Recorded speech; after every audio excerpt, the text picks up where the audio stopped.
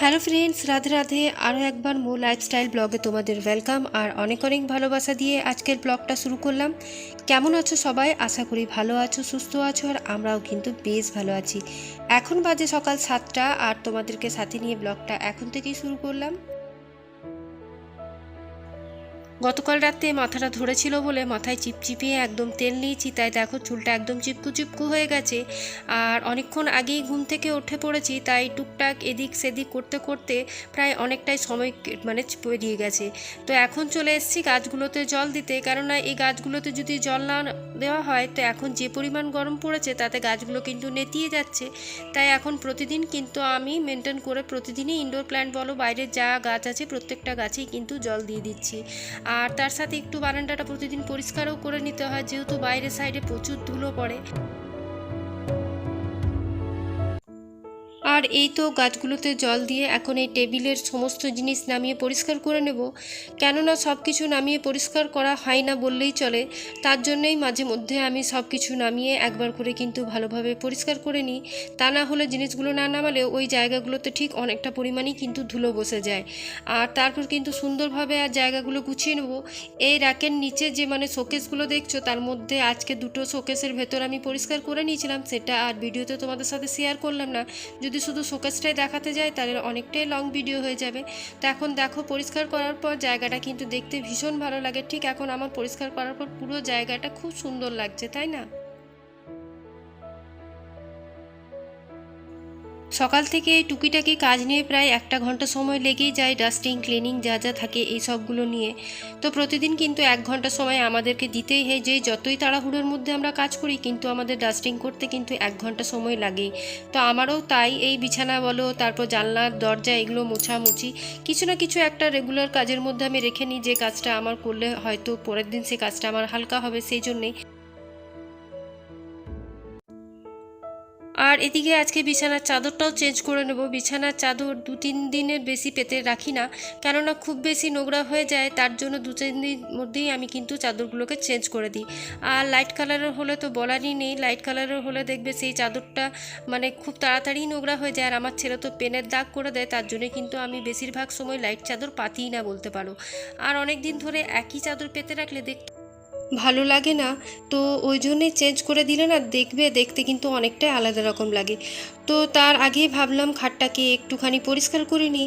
এগুলো একটু ধুলোর দাগ হয়ে গেছে, তো পরিষ্কার করে একটা চাদর পেতে নেব। আর এদিকে আমি কিন্তু ওয়ালটাকেও তার সাথে পরিষ্কার করে নিচ্ছি। আমি একটা ঘরোয়া সলিউশন বানাই, সেটা দিয়ে কিন্তু আমি ওয়ালগুলো পরিষ্কার করে থাকি। আর এখন দেখো বিছানাটাকে ভালোভাবে ঝেড়ে তারপর চলো বিছানার চাদরটা নিয়ে আসি। তো বিছানার চাদর বলতে গেলে আমার এই র্যাকটার মধ্যেই রাখা থাকে। আর এখন জানো তো চাদর কিনতে কিনতে আমার এমন অভ্যেস হয়ে গেছে, এখন প্রায় অনেকটাই চাদর হয়ে গেছে। আর এই বছরও আবার দুটো চাদর নিয়েছি, তো সেই চাদর দুখানা কিন্তু তোমাদেরকে পরে দেখাবো।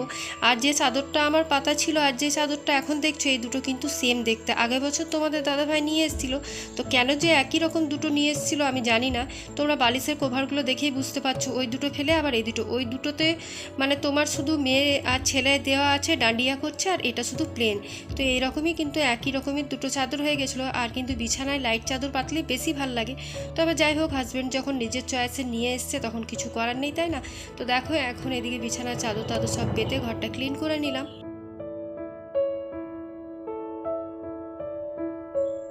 এখন প্রায় দিন আর ভিডিও তোমাদের সাথে শেয়ার করতে পারছি না, কারণটা বুঝতেই পারছো। একে তো এত গরম, রাত হলেই তোমার বৃষ্টি হচ্ছে, আবার সকালেও বৃষ্টি হচ্ছে। এই তো কিছুক্ষণ আগে এতটা রোদ উঠেছিল, তারপর যা ঝমঝমিয়ে বৃষ্টি শুরু হয়েছিল প্রায় রাত পর্যন্ত।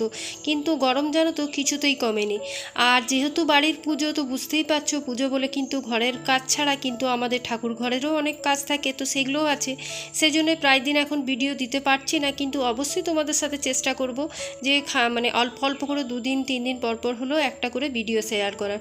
কিন্তু দেখো এখন তো এই যে কাজ করছি, তারপর আবার সন্ধেবেলায় ঠাকুর ঘরের কিছু কাজ থাকে, তারপর তো এখন বাসনগুলো আছে, ঠাকুরের অনেক কিছু আছে যেগুলো আমাদেরকে ঘরের সবাই মিলেই করে নিতে হয়। তো এখন যাই হোক, এদিকে ঘরটা মুছে তুছে সব কিছু করে নিলাম। আর আজকে জানো তো কী হয়েছে, এখন দিদি 5 দিন আসবে না, কাজের দিদি, সে বাপের বাড়ি যাবে। তো তাই এখন সমস্ত কাজের চাপ আমার ঘাড়ের মধ্যে এসে পড়েছে। তো তাই কালকে রাতে বড় বাসনগুলো ধুয়ে রেখেছিলাম। আর এই ছোট্ট আজকে যে সকালে জল খাবারে খাবারের, তারপর যে মানে রাত্রে 2-1টা থালা বাসন ছিল সেগুলো এখন আমার জন্যই রয়ে গেছে। তো এখন সেগুলোই কিন্তু এখন আমি ধুয়ে নিচ্ছি।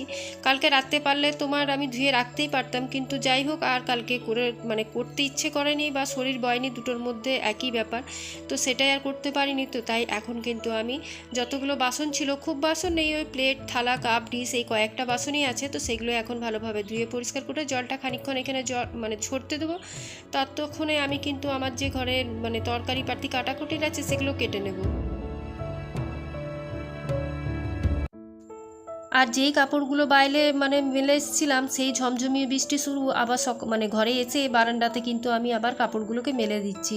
কারণ এই তারগুলো ওই জন্যই টাঙিয়ে রেখেছি, এখন তো তোমার বৃষ্টির যা ওয়েদার, মানে বর্ষাকাল বলে বৃষ্টি হয় তা নয়, এখন 12 মাস 30 কালেই কিন্তু বৃষ্টি হচ্ছে। আর এদিকে দেখো আমি কিছুটা কাজ এগিয়ে রেখেছিলাম কাজ করার সময়, তো আলুটা সিদ্ধ করে রেখেছি, আর এদিকে ডালটাও তোমার সিদ্ধ করে রেখে নিয়েছি। আর তার সাথে যে পরিমাণ বৃষ্টি হচ্ছে সে তো বলারই নেই। আর আজকে কিন্তু আমার খুব একটা প্রিয় তরকারি করছি, যেটা কুমড়ো কচু পুঁই দিয়ে আর তার সাথে কাঁচা ছোলা, মানে ভেজানো ছোলা। তো এই তরকারিটা খেতে কিন্তু আমার ভীষণ ভালো লাগে, ছেলের জন্য আমি করতেই পাই না। আর এখন যেহেতু ছেলে জলখাবারে ছোলা এই ডিম এইসব খায়, তার জন্য এখন কিন্তু আমার ছোলাটা প্রায় দিনই ভেজানো থাকে। তো তাই ভাবলাম আজকে কচু কুমড়ো পুঁই আর ছোলা, তারপর একটু ওই আদা বাটা এইসব দিয়ে তরকারিটা করি। তো দেখো লাঞ্চে যেটা হয়েছিল আজকে মসুর ডাল রসুন দিয়ে, মূলো শাক ভাজা আর পুঁই শাকের পকোড়ি, এদিকে ওই বললাম যে চচ্চড়ি বলো ঘ্যাট বলো ছ্যাঁচড়া বলো ওইটাই করেছি, আর মাখা মাখা আলু পোস্ত। এই ছিল আজকের লাঞ্চের মেনু। আজকে আর কোনো রকম মাছ টাছ করিনি, যেহেতু ফ্রিজে ছিল, কিন্তু করতে আর ইচ্ছে করলো না, চিংড়ি মাছ কয়েকটা আছে। আর তারপর ছেলে স্কুল থেকে ভিজে এসছে, তো যাই হোক কাপড়গুলো এখানেই একটু করে মেলে রেখে দিয়েছিলাম। আর বিছানাটার অবস্থা যা তা হয়েছিল, তাই এখন বিছানাটাতে যা যা জিনিস চাপানো ছিল সেগুলো কিন্তু এখন সরিয়ে নিয়ে তারপর স্নানটা সেরে আসি। আর এখন স্নান করে ঠাকুর প্রণামটা সেরে নিচ্ছি। বৃষ্টির জন্য জানো তো হাজব্যান্ড এখন ফুল তুলতেও যাচ্ছে না, আর বাগানেও সেরকম কিন্তু ফুল হচ্ছে না। তো এখন রান্নাঘরটা মোছা বাকি ছিল, রান্নাঘরটা সকালে যদিও একবার মুছেছি, কিন্তু রান্নার পর আর মোছা হয়নি। তো তাই ভাবলাম এখন রান্নাঘরটা মুছে নিলে আমার সমস্ত কাজ শেষ, আর বলতে পারো আজকের মতন মানে এই বেলারকার ডিউটি শেষ।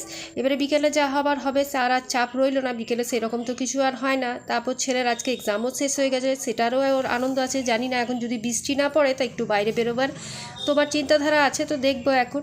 তো চলো আজকের ব্লগটা আজ কন্টিনিউ করছি না, কালকে আবার একটা নিউ ব্লগ নিয়ে তোমাদের সাথে দেখা হবে। ভালো থেকো, সুস্থ থেকো, সবাইকে সুস্থ রেখো, আর মুখে একটা সবসময় বড় স্মাইল রেখো। আজকের মতন এইটুকুই, টাটা।